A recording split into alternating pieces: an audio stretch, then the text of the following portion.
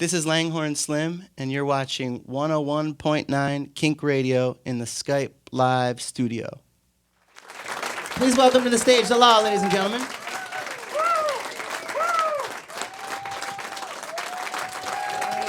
Oh yeah, here they come. That's Jeff. That's Malachi. That's Casey. So I've got to make a adjustment. My lead question was going to be, so you lived in Portland, huh? Thank you. No, we were actually talking about backstage about the time where I was coming 4.5, 5 years ago. You were leaving, so we just kind of agreed that you had to leave in order for me to come. I don't necessarily know if that's a good thing or not, but thank you. It seems to be a good thing. Yeah. It's working out for everybody, I think. So I got a lot of questions for you, but you graciously signed this album for me. If people don't have The Spirit Moves, this right here is an album that should be played everywhere, but especially on vinyl. Like my 7-year-old daughter, she pointed out to me that we had a copy of this, and I needed to have it come in, bring it in and have it signed, because she's the keeper of the record player at the house. So she sits there. It's mainly the Annie soundtrack, the old school Annie soundtrack that she plays, but she throws Langhorne Slim in the Laws on all the time.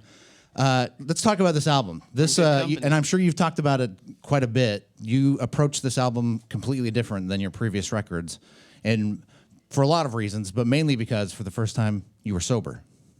Is that what they say? Is that That's what what they told you? I heard you say I it. don't know. I heard you say it. That is true. Yeah. That is true. That's true. Had Yeah. to happen. Apparently, you can't keep doing the things I was doing and wake up breathing. So I decided to stop doing it and try to give myself a little bit more time here. And in terms of a process, how did it was it liberating? Was it harder? What was the process like? It Exactly. was different. Okay. Yes. I'll ask the questions and answer them today. As perhaps you can imagine, it was deeply liberating, empowering, and effing terrifying all at the same time. I think anytime that you choose to face something that you need to face, something that you've been struggling with, something you've been battling, and you decide to look it in the face and say, I don't know how this is going to go, but let's do it. However that comes out, it's an empowering situation to find yourself in, but it's scary. I'm just glad that we got a record that we're deeply proud of. Yeah. And 2.5 years later, I think about it still a lot, but it doesn't seem as new. It seems like a suit that I've been wearing comfortably for a little while, so that's a good thing. Absolutely. And the record, as I mentioned, is just fantastic from beginning to end. You recorded it in Nashville. We were talking about you being here, recording an album here in Portland. Yeah. Do you, how many different places have you lived? Are you just kind of a traveling man? You just kind of like to go somewhere, stay a while, then leave? So again, I'm asking a question and then answering it. This is true. I've recently bought a pink house in Nashville, so I'm going to stay there for a while. But we've been traveling, man, all of us for most of our adult lives. Malachi and I have been in this band together for 11 years or so. Jeff for 6. Casey just joined, but he's been playing music his whole life. So what was the question? Where are you going to move to next? But I guess you answered that, which is you're going to stay in Nashville for a while. Yeah, I'm gonna stay there. I was here for 2 years, and it was great. And it feels like coming back to another home when we get to come back and play. But yeah. Let's talk about musical influences. I know you've cited a lot of them. Last week, of course, we lost David Bowie, which was just a gut punch for a lot of people because many people didn't know he was. What was that like for you? I'm assuming just as a musician. Yeah, the same as for most people. Yeah.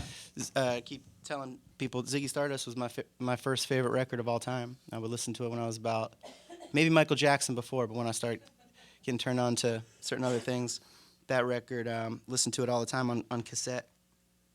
And as you said, I didn't, like most people, know that he was sick. He just put out a record. He was in the news. Guy seemed forever young. So to lose him, in my lifetime, the losses of great musicians or celebrities that I felt like it was a family in some sort of way, where it was Kurt Cobain, Johnny Cash, and David Bowie. We've lost a lot of greats, but that hit me just because they're such deep influences in my own music.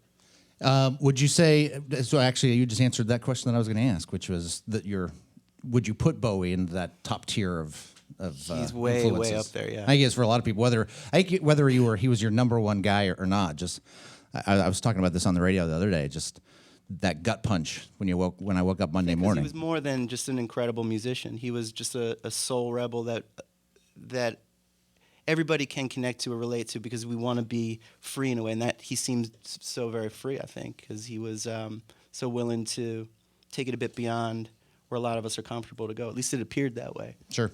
So there's something that I think we all connect to, and want to see ourselves take some chances too, like he did. Absolutely. So a little bit of a homecoming for you tonight, performing at the Wonder Ballroom. When you come back to Portland like this, having lived here for a couple of years, what do you do is it just like it is a homecoming? Are you staying at somebody's house? Well, it's overwhelming. I mean, thousands of people flood the streets. True. The mayor comes out, and I'm pretty chilled out. I don't need all the fanfare. I mean, I appreciate it. I've gotten the key to the city now a number of times, and I still can't find the door. So I was gonna say, do those keys actually open anything? They don't open nothing. Well, we're happy you're here. We're happy you took time out of your schedule today to perform here in the Skype Live studio, and we'd love to hear some more music from you. Absolutely. It's great to be here with everybody.